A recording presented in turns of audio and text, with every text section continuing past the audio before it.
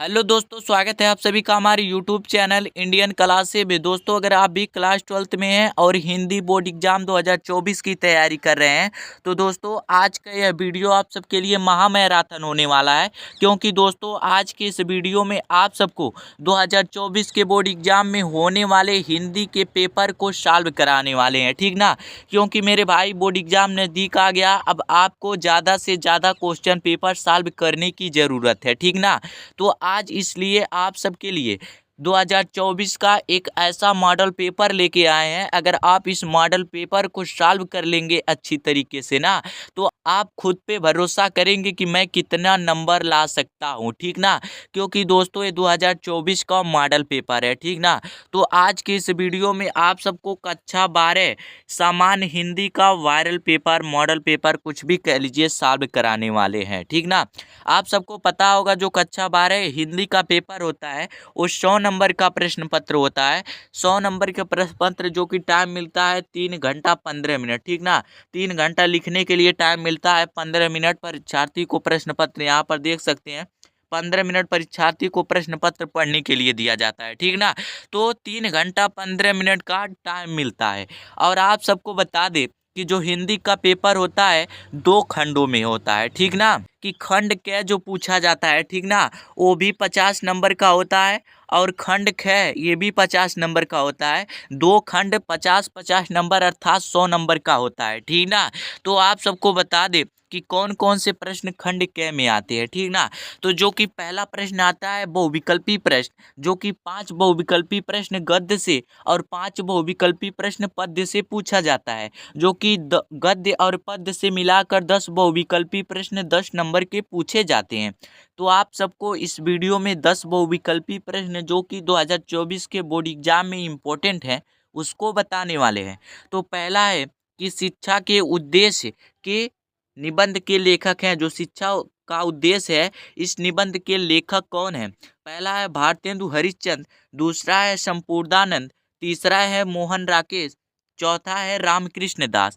तो आप सबको बता दें जो शिक्षा के उद्देश्य के निबंध के लेखक हैं वो हैं मोहन राकेश, ठीक है। यहाँ पे जो तीसरा ऑप्शन दिख रहा है मोहन राकेश, ये शिक्षा के उद्देश्य निबंध के लेखक हैं मोहन राकेश, ठीक ना। उसके बाद से दूसरा प्रश्न है लल्लू लाल की रचना है। जो लल्लू लाल हैं उनकी रचना है। पहला है सुख सागर, दूसरा है प्रेम सागर, तीसरा है परीक्षा गुरु, चौथा है रानी केतकी की कहानी। तो आप सबको बता दें कि जो लल्लू लाल की रचना है वो है प्रेम सागर, ठीक ना।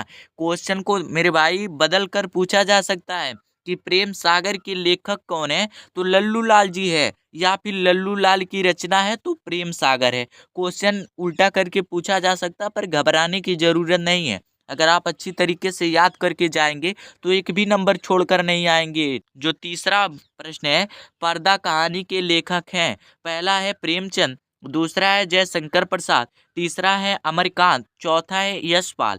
तो जो पर्दा कहानी के लेखक हैं वो हैं यशपाल, ठीक ना। जो यहाँ पे चौथा ऑप्शन देखने को मिल रहा है यशपाल, ये पर्दा कहानी के लेखक हैं। आप सबको बताएं ना कि क्वेश्चन अगर बदल के आया तो मेरे भाई घबराइएगा मत, बस अगर आप अच्छी तरीके से याद किए रहेंगे तब, ठीक ना। उसके बाद से है घेवा, आवारा मसीहा के रचनाकार हैं। जो आवारा मसीहा है उसके रचनाकार कौन हैं। पहला है विष्णु प्रभाकर, दूसरा है राम वृक्ष बेनीपुरी, तीसरा है राहुल संकृत्यायन, चौथा ऑप्शन है रांग्यो राघव। तो जो आवारा मसीहा के रचनाकार हैं आप सबको पता ही होगा विष्णु प्रभाकर, बहुत ही प्रसिद्ध बहुविकल्पी प्रश्न है, ठीक ना। उसके बाद से जो है बाणभट्ट की आत्मकथा के लेखक हैं कि जो बाणभट्ट है उसकी आत्मकथा के लेखक कौन है। पहला है महावीर प्रसाद, दूसरा है सरदार पूर्ण सिंह, तीसरा है वासुदेव शरण अग्रवाल, चौथा है आचार्य हजारी प्रसाद द्विवेदी। तो आप सबको बता दें कि जो बाणभट्ट की आत्मकथा के लेखक है वो है आचार्य हजारी प्रसाद द्विवेदी, ठीक ना। याद रखना मेरे भाई, एक भी प्रश्न मत छोड़ना कि 1 नंबर की बहुविकल्पी प्रश्न पूछे जाते हैं, 1 नंबर से क्या होगा उसको छोड़ दे मेरे भाई। बूंद बूंद से घड़ा भरता है, ये आप सबको मालूम होगा, ठीक ना।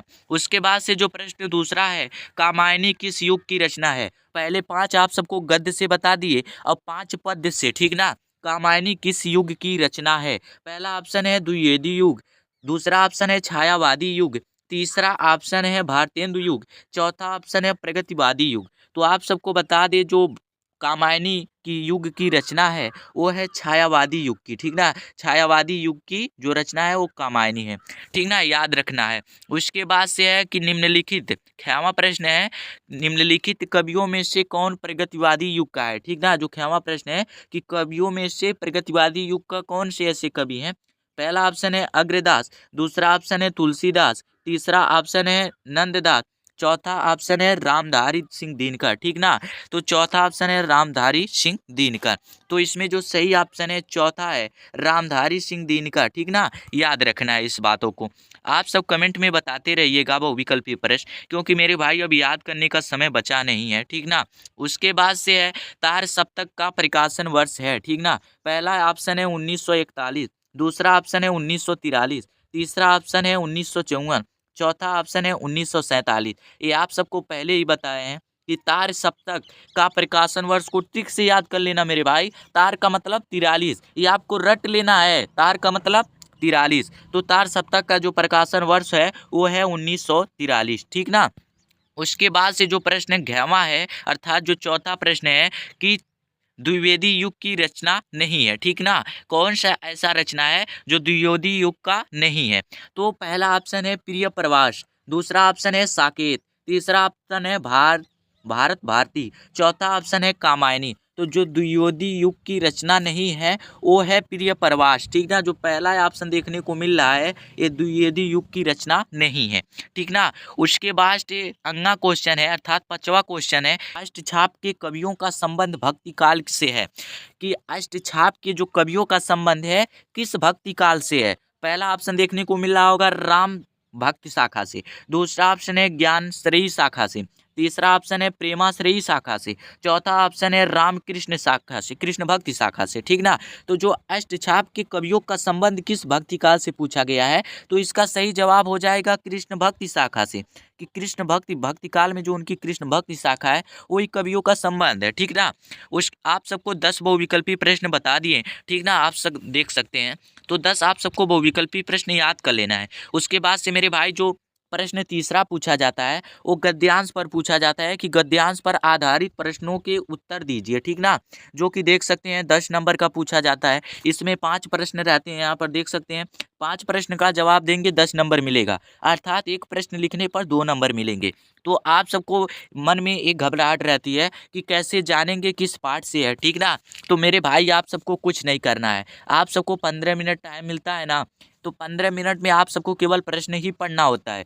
आप सबको यहाँ पे पढ़ना है कि धरती माता की कोख से जो अमूल्य निधियाँ भरी है, ये जो आपको पूरा गद्यांश देखने को मिल रहा है, इस गद्यांश को आपको पढ़ना है अच्छी तरीके से। उसके बाद से देखना है किस चीज़ का वर्णन इस पाठ में ज़्यादा किया गया है। आप लोग यहाँ पर देख रहे होंगे कि धरती माता की कोख में जो अमूल्य निधियाँ भरी हैं। धरती माता की कोख क्या हो गया, धरती क्या है, पृथ्वी तो है धरती, इस पृथ्वी को ना धरती कहते हैं। किस पाठ से है मेरे भाई, तो इसमें कोई जादू मंत्र लगाने की ज़रूरत नहीं है। आप सबको बताए हैं कि जितने पाठ हैं पाठ का नाम याद कर लेना। जैसे गद्यांश में राष्ट्र का स्वरूप हो गया, अशोक का फूल हो गया, हम और हमारा ये आदर्श हो गया, 3-4 पाठ हैं आपके गद्यांश में। तो आप सबको क्या करना है, पाठ तो याद कर लेना है कि पाठ का नाम क्या है, उसके लेखक कौन है, ठीक ना। अगर आपको पाठ का नाम याद है मेरे भाई तो कोई दिक्कत नहीं है। यहाँ पे देखना है कि धरती माता, यहाँ पे धरती माता अर्थात क्या, पृथ्वी है। यहाँ पे आपको पृथ्वी देखने को मिल रहा है, अर्थात किस पाठ से लिया गया है, पृथ्वी के स्वरूप नामक पाठ से लिया गया है। ये बात सोचने की जरूरत थोड़ी ना है। तो आप सबको उपयुक्त गद्यांश का संदर्भ पूछा है पहला प्रश्न, तो इसी में से देख कर लिखना है कि प्रस्तुत गद्यांश हमारी पाठ्य पुस्तक हिंदी के राष्ट्र के स्वरूप नामक पाठ से लिया गया है, और इसके जो लेखक हैं कौन है, राष्ट्र के स्वरूप के लेखक डॉक्टर वासुदेव शरण अग्रवाल जी हैं। मेरे भाई इस तरीके से आप सबको याद करना है। फिर दूसरा प्रश्न जो देखने को मिल रहा है कि धरती माता की, यहाँ पे धरती वसुंधरा क्यों कहलाती है, तो यहाँ से देखने को मिल रहा होगा कि धरती माता की कोख में अमूल्य निधियाँ भरी है, जिसके कारण वो वसुंधरा कहलाती है। तो इस तरीके से आप सबको इसी में देखने को मिलेगा। यहाँ पे तीसरा प्रश्न है कि रेखांकित अंश की व्याख्या कीजिए। तो जितना आपको यहाँ से देखने को मिल रहा होगा यहाँ तक रेखांकित अंश की व्याख्या, कि धरती माता की कोख में जो अमूल्य निधियाँ भरी है जिनके कारण वह वसुंधरा कहलाती है, उसके कौन परिचित होना न चाहेगा। इसका आप सबको थोड़ा सा बदल कर अर्थ लिखना रहेगा, केवल थोड़ा, ज़्यादा सोचने की ज़रूरत नहीं है। अगर आपको नहीं पता, यहाँ धरती माता लिखा गया है, इसको पृथ्वी कर दीजिएगा, तो थोड़ा सा अंतर करके लिख दीजिएगा। उसके बाद से ऐसे 5 प्रश्न देखने को मिलेगा, आपको पाँचों प्रश्न आपको लिखना रहेगा। और एक कमाल की बात और इसमें रहती है कि अगर आपको इस प्रश्न को करने नहीं आ रहा है तो अथवा करके पूछा गया है। अगर इस गद्यांश को आपको नहीं पहचान पा रहे हैं तो अथवा करके दूसरा गद्यांश मिलेगा, उस गद्यांश को आपको समझना है कि अगर मान लीजिए पहला गद्यांश नहीं समझ में आया तो दूसरा गद्यांश समझ में आना चाहिए, ठीक ना। तो इस बातों को बहुत ही कमाल, हिंदी एक ऐसा विषय है मेरे भाई, फिक्स टॉपिक होता है, पहला समझ में नहीं आया दूसरा तो आएगा, कोई ना कोई प्रश्न करके आना है। तो यहाँ पे दूसरा प्रश्न है अशोक का फूल। तो अशोक पहले ही देखने को मिल गया कि अशोक के फूल नामक पाठ से लिया गया है और इसके जो लेखक हैं वो आचार्य हजारी प्रसाद द्विवेदी हैं, ठीक ना। यहाँ पे पहले ही देखने को मिल गया। इसमें भी 5 प्रश्न है, 5 प्रश्न का जवाब देने पर 10 नंबर मिलेगा, ठीक ना। लेकिन अथवा करके पूछा गया तो केवल एक टॉपिक को करिएगा, ठीक ना। ये नहीं कि दोनों कर दे 10-10 20 नंबर मिल जाएगा, ऐसा नहीं होता है, ठीक ना। उसके बाद से चौथा प्रश्न जो आता है, आपको पहले गद्यांश बता दिए, उसके बाद से चौथा में पद्यांश पूछा जाता है, ठीक ना। पद्यांश में जो कि श्लोक की तरह दिया रहता है, यहाँ पर आप लोग देख सकते हैं कि दुर्बलता का ही चिन्ह विशेष शपथ है, पर अवलाजन के लिए कौन सा पथ है। यदि मैं उकसाई गई भारत से हुई तो पति समान हुई, स्वयं पुत्र भी खोऊं, ठहरो मत रोको मुझे, कहूँ से सुन लो, पाओ यदि उसमें सार उसमें सब चुन लो, करके पहाड़ सा पाप मौन रह जाऊं, राई भर की अनुताप न कर पाऊं। तो अनुताप देखने को मिल रहा है कि नहीं, ठीक ना। यहाँ पे मेरे भाई अनुताप देखने को मिला कि नहीं, किस पाठ से लिया गया है, आप सबको बताए हैं कि अनुताप देखने को मिलेगा तो कैकेय्या के अनुताप नामक पाठ से लिया गया है, ठीक ना। इसमें 5 प्रश्न देखने को मिलेंगे। आपको मान लीजिए प्रश्न नहीं करने आ रहा है तो दूसरा अथवा करके मिलेगा, दूसरा पार्ट देखने को मिलेगा। मान लीजिए पहला प्रश्न नहीं आए तो दूसरा पार्ट, लेकिन आएगा क्यों नहीं, वहाँ पर भी कैकेय्या का अनुताप देखने को मिला कि नहीं। कैकेय्या का अनुताप मैथिली शरण गुप्त के द्वारा रचित है, ठीक ना। उसके बाद अथवा करके जो देखने को मिल रहा है, लज्जाशील पथिक महिला जो कहीं दृष्टि आवे, ठीक ना। किस पार्ट से है, यहाँ पे आप सबको अगर पढ़ने से तो मेरे भाई पता ही चल जाएगा अगर आप पढ़े लिखे होंगे। लेकिन अगर मान लीजिए आपको नहीं पढ़ने आ रहा है, अगर आप उसको अच्छी तरीके से नहीं समझ पा रहे हैं, तो यहाँ पर देखिए राधा दिखने को मिल रहा कि नहीं, राधा। तो राधा पाठ किस पाठ से लिया गया है, पवन दूतिका पाठ से लिया गया है। राधा पवन को समझाती हैं, यही पर देखने को मिला है लज्जाशील पथिक महिला जो कहीं दृष्टि आवे, कि मनो रास्ते में कहीं भी थकी हुई महिला जो देखने को मिले तो उसकी थकान को मिटा देना, उसकी होठों पर जो थकावट है उस थकावट को ख़त्म कर देना, इसी को रेखांकित अंश की व्याख्या में लिख देना है। तो इसमें भी 4-5 प्रश्न आएंगे, अगर आप पाँचों प्रश्न का जवाब देंगे तो आपको 10 नंबर मिलेगा बिना एक भी नंबर कटे, ठीक ना। तो मेरे भाई अथवा करके प्रश्न आपको देखने को मिल रहा है, इससे छूट और क्या मिल सकता है। हिंदी एक ऐसा विषय है, इंग्लिश एक ऐसा विषय है, अगर आप 90+ लाते हो हिंदी में और 90+ लाते हो इंग्लिश में, अगर दोनों विषय में अच्छे नंबर उठ गए ना तो फिजिक्स केमिस्ट्री बायोलॉजी में या फिर फिजिक्स केमिस्ट्री मैथ में कितनों कम नंबर आएगा फिर भी कवर हो जाएगा, ठीक ना। तो इसलिए हिंदी इंग्लिश का अच्छे से तैयारी कीजिएगा मेरे भाई, एक भी नंबर, क्योंकि भाई अथवा करके देखने को मिल रहा है, पहला नहीं आएगा दूसरा तो आएगा, लेकिन एक भी प्रश्न नहीं छोड़ना है। उसके बाद से आप लोग देख सकते हैं 5वां प्रश्न आता है। 5वां प्रश्न आप सबको पता ही होगा, इसमें साहित्यिक परिचय पूछा जाता है। बहुत से लोग घबराते हैं जीवन परिचय साहित्यिक परिचय को लेकर, मेरे भाई साहित्यिक परिचय पूछा जाता है, लेकिन साहित्यिक परिचय को लिखना कैसे है तो आप सबको बता दें, पहले जीवन परिचय है लिखा जाता है, ठीक ना। जीवन परिचय में कहाँ जन्म हुआ था, क्या नाम था, उनके माता पिता का क्या नाम था, जीवन परिचय लिखने के बाद से ही साहित्यिक परिचय लिखेंगे, ठीक ना। तो आप सबको बता दें 80 शब्दों में पूछता है, ऐसा नहीं है कि केवल गिनकर 80 शब्दों में लिखेंगे, 5 नंबर का टॉपिक होता है, आप एक पेज लिखने का प्रयास कीजिएगा, ठीक ना।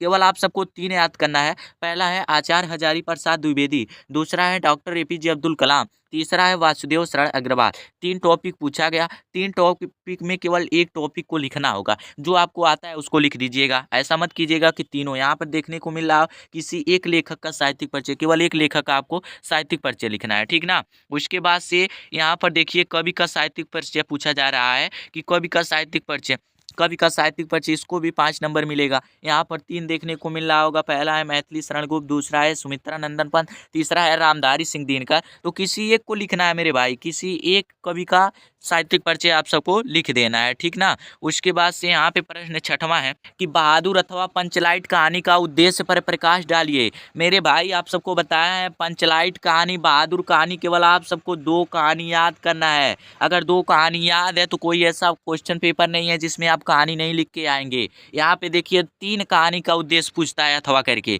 यहाँ पर देख सकते हैं एक बहादुर कहानी का सारांश लिखिए। यहाँ पे उद्देश्य पूछे या फिर सारांश पूछे, ठीक ना, घबराइएगा मत कि उद्देश्य पूछा है तो कैसे सारांश लिखेंगे। आप सबको घबराने की बात नहीं है। आप सबको बहादुर कहानी आ रहा है, बहादुर कहानी लिखिए। पंचलाइट कहानी आ रहा है, पंचलाइट कहानी लिखिए। या फिर अथवा करके पूछा है कि ध्रुव यात्रा कहानी आ रहा है तो इसमें से लिखिए। 3 कहानी पूछा गया है, 3 कहानी में से किसी एक कहानी को आप सबको लिखना है, ठीक ना। 80 शब्द का मतलब आप सबको बताया ना, गिनकर नहीं लिखना है। 80 अगर 5 नंबर का टॉपिक है तो 1 पेज लिखने का प्रयास कीजिएगा, ठीक ना। उसके बाद से बता दें पाठ जो 7वां है, प्रश्न 7वां जो आता है स्वपठित खंड काव्य आता है, ठीक ना। खंड काव्य के आधार पर किसी एक खंड के एक प्रश्न का उत्तर दीजिए, ठीक ना। ये भी 5 नंबर का होता है, 80 शब्दों में लिखना होता है। इसमें आप सब देख सकते हैं श्रवण कुमार हैं, रश्मिरथी है, ठीक ना। उसके बाद से मुक्तियज्ञ है, त्यागपति है, आलोक विरित है, सत्य की जीत है। 5-6 प्रश्न है, 6 दूना 12 प्रश्न है, अथवा करके देखने को मिल रहा होगा। तो 6 प्रश्न है, 12 प्रश्न है, किसी 12 प्रश्न में एक प्रश्न को लिखना है, ठीक ना। जैसे श्रवण कुमार पूछ लिया, यहाँ पर भी श्रवण कुमार, अथवा करके किसी एक प्रश्न को लिखना है। और जो 6 प्रश्न देखने को मिल रहे हैं, 6 प्रश्न में से किसी एक प्रश्न को, अर्थात पूरे प्रश्न 12 हैं, 12 में से किसी एक प्रश्न का जवाब दे देना है। मेरे भाई आप सबको बता दे, ऐसा नहीं है किसी एक प्रश्न का जवाब दे दे। जो आपके जिले में जो खंड काव्य चलता है उस खंड काव्य को पढ़ने का प्रयास कीजिएगा। क्योंकि मेरे भाई जैसे आपके जिले में मान लीजिए त्यागपति चलता है तो त्यागपति खंड काव्य लिखिएगा, ठीक ना। उसके बाद से जिसके जिले में आलोक विरित चलता है आलोक विरित लिखेंगे। किसी जो आपके जिले में अगर आप सबको नहीं पता तो यूट्यूब पर सर्च करके देख लीजिएगा किस जिले में कौन सा खंड काव्य चलता है, ठीक ना। उसी खंड काव्य को याद कीजिएगा। उसके बाद से जो खंड ख्यावा है, ठीक ना, खंड क्या बता दिए, खंड कै में आपका 50 नंबर क्लियर हो गया, ठीक ना। उसके बाद से खंड कै जो आता है, खंड कै भी आप सबको बता दें भी 50 नंबर का टॉपिक होता है। 50 नंबर यहाँ से भी पूछे जाते हैं। इसमें जो संस्कृत, हिंदी में जो संस्कृत होता है आप सबको पता ही है, 15 नंबर के 14 नंबर के संस्कृत पूछे जाते हैं। तो संस्कृत एकदम कमाल की होती है, आप सबको छोड़ना नहीं है।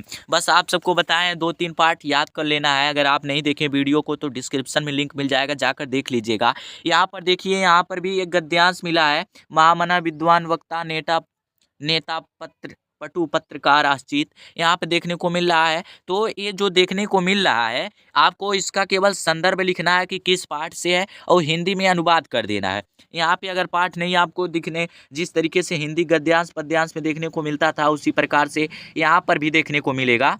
यहाँ पर देख सकते हैं महामना विद्वान वक्ता देखने को मिला। तो किस पाठ से है, महामना मालवीय पाठ से है। सोचने की क्या जरूरत है मेरे भाई, आप सबको बताया ना, पाठ का नाम याद कर लेना है। अगर आपको पाठ का नाम नहीं याद रहेगा कि महामना मालवीय कोई पाठ है या फिर नहीं है तो कैसे जवाब देंगे। तो महामना ये जो पाठ है उस पाठ से लिया गया है। इसका जब हिंदी में अनुवाद करेंगे कि महामना विद्वान वक्ता की जो महामना थे वो एक विद्वान पत्रकार थे, धार्मिक नेता, वो लोगों के प्रति व्यवहार रखते थे। तो इसी प्रकार से हिंदी में अनुवाद कर लेना है। अगर आपको पहला नहीं आ रहा है, दूसरा तो आ रहा है, हंसराज तदेव, ये किस पाठ से है आप सब कमेंट में बताते रहिए। फिर ख्यामा में पद्यांश पूछता है, संस्कृत पद्यांश ही। यहाँ पर देख सकते हैं नमे रोचते भद्रम, ये किस पाठ से है आप लोग कमेंट में बताइएगा। तो आप सबको मैं बता भी देता हूँ किस पाठ से है। तो ये है संस्कृत भाषायाम महत्तम पाठ से है, ठीक ना। उसके बाद से जो दूसरा देखने को मिल रहा है परोक्षे कार्य हस्तारम, ये किस पाठ से है। तो ये इस पाठ का नाम बता दें, ये है सुभाषित रत्नानी पाठ से, ठीक ना।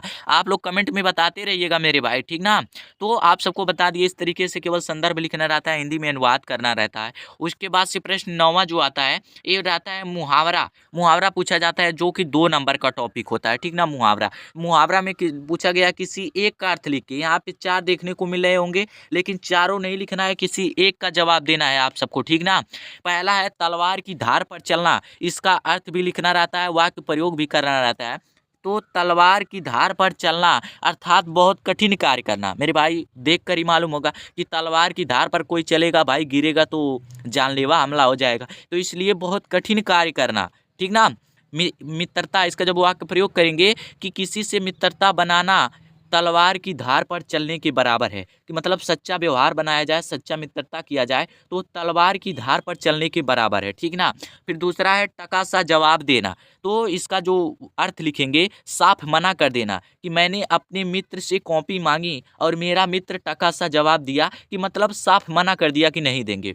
तीसरा है दाल में काला होना, तो दाल में काला होना तो लिखेंगे कि कुछ कुछ भय होना, ठीक ना। मान लीजिए आपका मित्र आपसे नाराज है, फिर बाद में आपसे बोलने लगे, तो दूसरा मित्र देखेगा, कहेगा दोनों लोग आपस में झगड़ा किए थे लेकिन बोलने लगे, लगता है कुछ दाल में काला है। तो इस तरीके से 9वां प्रश्न मुहावरा आपको अर्थ लिखकर वाक्य प्रयोग कर देना रहता है, ठीक ना। उसके बाद से प्रश्न 10वां जो है उसके बाद से प्रश्न 10वां जो है अपठित गद्यांश है। अगर आप सबको नहीं मालूम तो बता दें कि जो संधि विच्छेद पूछा जाता था, विभक्ति पहचानने के लिए पूछा जाता है, वो टॉपिक कट गया है और इसमें एक नया टॉपिक जुड़ा है जो कि अपठित गद्यांश। जिस तरीके से इंग्लिश में अनसीन पैसेज पूछा जाता था, उसी प्रकार से अपठित गद्यांश पूछा जाता है, ठीक ना। तो अपठित गद्यांश पर आधारित प्रश्न पूछे जाएंगे। इसमें जिस तरीके से इंग्लिश में पूछा जाता है उसी प्रकार से यहाँ पूछा जाएगा। 5 नंबर का टॉपिक होगा, ठीक ना, 5 नंबर का। यहाँ पर भी अथवा करके देखने को मिलेगा। मान लीजिए पहला नहीं आ रहा है, दूसरा तो आएगा। यहाँ पर देखिए जो प्रश्न है कि लेखक के अनुसार इच्छा, लोभ आदि का क्या परिणाम होता है, तो आप सबको इसी गद्यांश में से पढ़कर लिखना रहेगा कि लेखक के अनुसार इच्छा, लोभ आदि का क्या परिणाम होता है। तो लेखक के अनुसार इच्छा, असंतोष, लोभ आदि के कारण मनुष्य आगे बढ़ने को प्रेरित होता है। देखने को मिला कि नहीं जवाब। तो इस तरीके से प्रश्न में उत्तर मिलेंगे आप सबको, बस आप सबको केवल देखना है, समझना है क्या पूछ रहा है क्या नहीं। यहाँ पे देखिए 5 नंबर का पूछा जा रहा है 3 प्रश्न, उसके बाद अथवा करके पूछा जा रहा है कि मान लीजिए आपको पहला नहीं आ रहा तो दूसरा आएगा, तो किसी न किसी एक का जवाब दीजिए। देखिए यहाँ पे 2 प्रश्न पूछा गया, इसमें भी 3 प्रश्न है और यहाँ पर भी 30 प्रश्न है। केवल एक प्रश्न का जवाब देना, 5 नंबर मिल जाएगा। पहला नहीं आ रहा है, दूसरा तो आ रहा है, लेकिन करना होगा। ये नहीं है कि बिना लिखे कैसे मिल जाएगा मेरे भाई। किसी के YouTube चैनल पे आप सबको देखने को मिलेगा कि बोर्ड एग्जाम इस तरीके से लिख देना, नंबरों की बारिश होगी, और ये ट्रिक लगा देना, नंबरों की बारिश होगी। अगर मेरे भाई नंबरों की बारिश करवाना रहता बिना पढ़े ना, तो लोग साल भर 6 महीने मेहनत नहीं करते, ठीक ना। वो ऐसे ट्रिक लगाने से, लिखने से पास हो जाते हैं। तो ऐसा कोई ट्रिक नहीं है, ऐसा कोई लिखने का तरीका नहीं है जिससे आप टॉप कर सकते हैं, अच्छे नंबर ला सकते हैं। बस आपके ऊपर डिपेंड करेगा कि आप किस तरीके से लिखे हैं, कितना क्वेश्चन का जवाब दिए, उसी हिसाब से नंबर मिलेगा। लोग कहते हैं कॉपी अच्छे से जांच नहीं होती। मेरे भाई आप लिखोगे अच्छे से ना, अगर एक बार में नहीं जांच हुई कमेंट कीजिएगा, दूसरे बार में जांच होगी, लेकिन होगी ना। लेकिन आप लिखे रहेंगे तभी होगी, वैसे नहीं होगी, ठीक ना। उसके बाद से यहाँ पर क्वेश्चन 11वां देखने को मिल रहा होगा। यहाँ पे देखिए पूछा है कि शब्द युग्म का सही अर्थ चयन करके लिखिए, 1 नंबर का होता है। वसन और व्यसन, यहाँ पर देख सकते हैं दोनों एक ही तरह दिख रहा है, थोड़ा सा अंतर केवल देखने को मिल रहा है कि वसन का मतलब क्या होता है, व्यसन का मतलब क्या होता है। पहला ऑप्शन जो है वो है कि विवश और व्याकुल, दूसरा ऑप्शन है कवच और भोजन, तीसरा ऑप्शन है वस्त्र और आदत, चौथा ऑप्शन है विस्तार और अवधि। तो आप सबको बता दें वसन का मतलब वस्त्र होता है और व्यसन का मतलब आदत होता है, ठीक ना। इसमें तीसरा ऑप्शन सही हो जाएगा, 1 नंबर मिल जाएगा। उसके बाद से इसमें दूसरा जो पूछा गया है अम्बुज और अम्बुद का मतलब क्या होता है। अम्बुज का मतलब क्या होता है, अम्बुद का मतलब क्या होता है, थोड़ा सा अंतर देखने को मिलेगा, लेकिन दोनों का अर्थ अलग अलग होगा, ठीक ना। पहला ऑप्शन है बादल और समुद्र, दूसरा ऑप्शन है जल और कमल, तीसरा ऑप्शन है कमल और बादल, चौथा ऑप्शन है समुद्र और कमल, ठीक ना। तो इसमें जो सही ऑप्शन है अम्बुज का मतलब क्या होता है, तो अम्बुज का मतलब कमल होता है और अम्बुद का मतलब बादल होता है। तो इसमें जो देखने को मिल रहा है तीसरा ऑप्शन ही सही है, ठीक ना। आप सब देख सकते हैं। उसके बाद से जो 6वां प्रश्न पूछा जाता है कि एक शब्द के 2 अर्थ लिखिए, ठीक ना। एक शब्द के 2 अर्थ लिखना रहता है। जैसे मान लीजिए यहाँ पे अंबर है, इसका 2 अर्थ, अंबर को और क्या कह सकते हैं, तो अंबर का मतलब होता है आकाश, ठीक ना। आकाश भी होता है, उसके बाद से अंबर का मतलब वस्त्र भी होता है, ठीक ना, वस्त्र भी होता है। तो आप सबको लिख देना है अंबर और वस्त्र। उसके बाद से जो है पट, पट है, विधि है, नग है, नाग है। नाग का मतलब आप सबको पता ही होगा, हाथी होता है, सांप होता है। विधि का मतलब नियम होता है, नियम कानून होता है, तरीका होता है, भाग्य होता है, ठीक ना। तो इस तरीके से केवल एक आपको लिखना है, किसी एक शब्द के दो अर्थ। मान लीजिए अंबर का आ गया, पट का आ गया, विधि का आ गया, नाग का आ गया, किसी एक को लिख दीजिएगा, काम खत्म हो जाएगा। उसके बाद से 11वां प्रश्न जो है, निम्नलिखित वाक्यांशों के एक शब्द का चयन करके लिखिए। कि जो आपको वाक्यांश देखने को मिल रहा होगा, इसका आपको चयन करके लिखना है सही। कि जो आंखों के सामने दिखाई ना दे उसको हम एक शब्द में क्या कहते हैं। जो आंखों के सामने हो, आंखों के सामने हो, उसे हम एक शब्द में क्या कहेंगे। पहला ऑप्शन है नेत्र सम्मुख, दूसरा ऑप्शन है प्रत्यक्ष, तीसरा ऑप्शन है आंखों के आगे, चौथा ऑप्शन है प्रत्येक आंख, ठीक ना। यहाँ पर देखने को मिल रहा होगा जो चार ऑप्शन, चारों का अर्थ वही होता है, लेकिन आपको सही चयन करके लिखना है क्या होता है। तो मेरे भाई आप सबको बता दे कि जो आंखों के सामने हो उसे प्रत्यक्ष कहते हैं, ठीक ना। और अगर पूछ ले कि जो आंखों के सामने ना हो उसे अप्रत्यक्ष कहते हैं, ठीक ना। दो क्वेश्चन इस पे बन गए। उसके बाद से फिर दूसरा प्रश्न है कि जानने की इच्छा रखने वाला, उसको एक शब्द में हम क्या कहेंगे। पहला है जानकार, दूसरा है ज्ञानी, तीसरा ऑप्शन है जिज्ञासु, चौथा ऑप्शन है बुद्धिमान, ठीक ना। चारों का अर्थ लगभग वही हो जाएगा, जानने की इच्छा रखने वाला, जानकार, बुद्धिमान। लेकिन जो इसका सही अर्थ माना जाता है ना, वो माना जाता है जानने की इच्छा रखने वाले को हम एक शब्द में कहते हैं जिज्ञासु, ठीक ना। जिज्ञासु होता है, ठीक ना। उसके बाद से 11वां प्रश्न जो है, निम्नलिखित में से किसी दो वाक्यों को शुद्ध करके लिखना रहता है, 2 नंबर मिलेंगे। जैसे तुम तो कुर्सी पर बैठे हो, इसको जब सही करके लिखेंगे, थोड़ा गलत शब्दों में दिख रहा है। तुम कुर्सी पर बैठे हो, आसान तरीके से लिखेंगे, तुम कुर्सी पर बैठे हो। इस सरोवर में अनेकों कमल खिले हैं, तो इस सरोवर में अनेक कमल खिले हैं, ठीक ना। उसके बाद से चौथा जो है, कृपया अनुमोदन करने की कृपा करें, तो कृपया अनुमोदन की कृपा करें, करने की हट जाएगा। तो इस तरीके से होता है। जैसे एक आप सबको बता दें कि अगर पूछा गया है कि मुझे 30 रुपया चाहिए, तो मेरे भाई आप सबको बता दें कि जहाँ 1 रुपया रहता है वहाँ पे रुपया लिखा जाता है, और जहाँ पर 10 रहता है वहाँ पे रुपए लिखे जाते हैं, ठीक ना। क्योंकि 10 बहुवचन हो गया, इसलिए उसको बहुवचन कहा जाता है। तो अगर पूछा गया 30 रुपया चाहिए, तो उसको सही जब करेंगे 30 रुपये चाहिए, इस तरीके से हो जाएगा। उसके बाद से प्रश्न 12वां जो है, रस छंद अलंकार पूछा जाता है। पहला में रस, दूसरा में अलंकार, तीसरा में छंद। इसमें केवल आपको किसी एक रस, किसी एक अलंकार, किसी एक छंद की परिभाषा, उसके साथ साथ उदाहरण भी लिखना रहता है। अगर आप लिखेंगे तो 6 नंबर क्लियर हो जाएगा रस छंद अलंकार से, ठीक ना।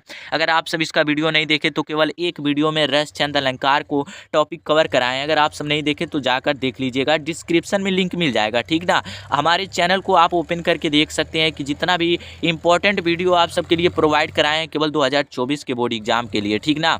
जैसे आपसे पूछा गया वीर रस अथवा हास्य रस का अस्थाई भाव के साथ उदाहरण और परिभाषा लिखिए, तो आप सबको बताएं हैं रस कौन सा याद करना है। श्लेष और अथवा उत्प्रेक्षा अलंकार किसी एक को लिखना है, 2 अथवा सोठा छंद में से किसी एक को लिखना है। तो केवल आपको एक रस, एक छंद, एक अलंकार लिखना है, और तीनों टॉपिक एक ही वीडियो में क्लियर करवाए हैं। तो आप सब अगर याद किए हैं तो अच्छी बात है, अगर याद नहीं किए हैं तो जाकर याद कर लीजिएगा मेरे भाई, क्योंकि अब ज़्यादा समय नहीं बचा है। उसके बाद से प्रश्न 13वां जो बता दें पूछा जाता है, वो दोस्तों उसमें पत्र लिखना रहता है, जो कि 6 नंबर पत्र लिखने पर मिलता है किसी एक पत्र को। यहाँ पर भी अथवा करके, हिंदी में लगभग 2-3 क्वेश्चन ऐसे हैं जो अथवा करके नहीं पूछा जाता, नहीं तो अथवा करके पूरे प्रश्न पूछे जाते हैं। अगर आपको पहला प्रश्न नहीं आता, दूसरा प्रश्न तो आता है, तो किसी न किसी एक प्रश्न का जवाब दीजिए। ऐसा नहीं है छोड़ने की, हिंदी इंग्लिश आप सबको बताया ना कि ज़्यादा नंबर देने वाला सब्जेक्ट है। अगर आप किसी तरीके से मैनेज कर लेंगे, 15 दिन अच्छी से पढ़ाई कर लेंगे, तो आप सब अच्छा नंबर ला सकते हैं। यहाँ पर देखिए 2 पत्र दिया गया है कि बैंक में खाता खोलने के लिए प्रबंधक को आवेदन पत्र लिखिए। दूसरा है शहर में फैली संक्रामक बीमारी का लिखिए पत्र। तो देखिए बैंक के शाखा प्रबंधक को खाता खोलने के लिए पूछा, इसको लिख देना है, या फिर शहर में फैली गंदगी। देखिए क्वेश्चन थोड़ा अटपटा आ सकता है, लेकिन घबराने की ज़रूरत नहीं है। शहर में फैली संक्रामक बीमारी या फिर मोहल्ले की सफाई है तो स्वास्थ्य अधिकारी, तो किसी तरीके से आएगा। बस आपको टॉपिक देखना है, कौन सा टॉपिक पूछा है, ठीक ना। तो आपको किसी एक को लिख देना है, 6 नंबर क्लियर हो जाएगा आप सबका, ठीक ना। उसके बाद से दोस्तों जो 14वां प्रश्न आता है कि निम्नलिखित विषयों में से किसी एक पर अपनी भाषा शैली लिखिए और निबंध लिखिए अपनी भाषा शैली में। कमाल की बात ये होती है कि दोस्तों आप बोलता है कि अपनी भाषा शैली में लिखिए, अर्थात एकदम आसान शब्दों में, आपके घर से रिलेटेड जो लैंग्वेज चलते हैं, जो भाषा चलते हैं, उस भाषा में एकदम लिखिए, आसान भाषा में। जैसे देश की बेरोजगारी की समस्या पर निबंध लिखिए। दूसरा है आतंकवाद की समस्या और समाधान लिखिए। वृक्षारोपण का क्या महत्व है, जैसे देश में बेरोजगारी की समस्या की हमारे देश में किन कारण किन कारणों से लोग बेरोजगारी घूम रहे हैं, उनको नौकरियां नहीं मिल रही है। दूसरा, आतंकवाद की समस्या और समाधान, हमारे देश में आतंकवाद किस तरीके से बढ़ रहा है उस पर टिप्पणी लिखिए। तीसरा है वृक्षारोपण का महत्व, कि पेड़ लगाने से हमें कौन कौन से फायदे हो सकते हैं, इस पे लिखिए। चौथा है विद्यार्थी और राजनीति, विद्यार्थी जीवन में कौन कौन से प्रभाव होते हैं और राजनीतिक में जाने पर क्या क्या लक्षण दिखाई देते हैं। विद्यार्थी और राजनीतिक में अंतर क्या है, इसको लिख सकते हैं आप।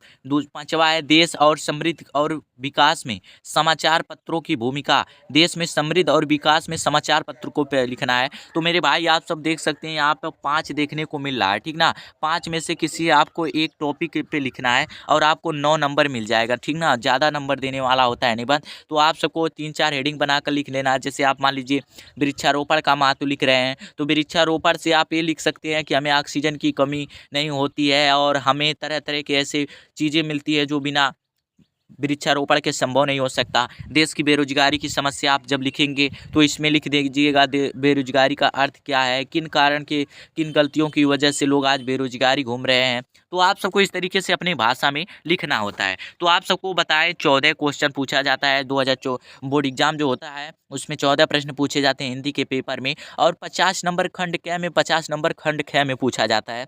तो दोस्तों अगर आपकी तैयारी अच्छी, क्योंकि टाइम तो नहीं बचा है, आप सबको बता दे रहा हूँ, केवल वायरल पेपर मॉडल पेपर जो भी सॉल्व कराएंगे आप देखते रहिएगा, क्योंकि टाइम ज़्यादा नहीं बचा है। पेपर ज़्यादा से ज़्यादा सॉल्व करने का प्रयास कीजिएगा।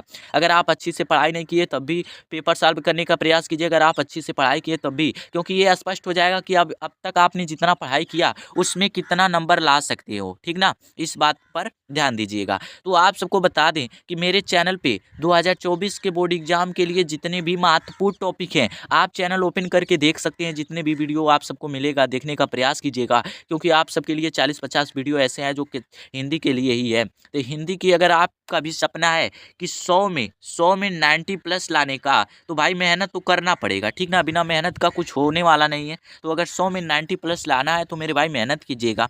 और आप सब इस चैनल पर नए आए हो तो चैनल को सब्सक्राइब कर दीजिएगा और वीडियो को लाइक जरूर कीजिएगा, और इस वीडियो को दोस्तों के पास शेयर करना ना भूलिएगा। और जितने भी महत्वपूर्ण टॉपिक हैं आपके लिए हर रोज लाते रहेंगे, ठीक ना।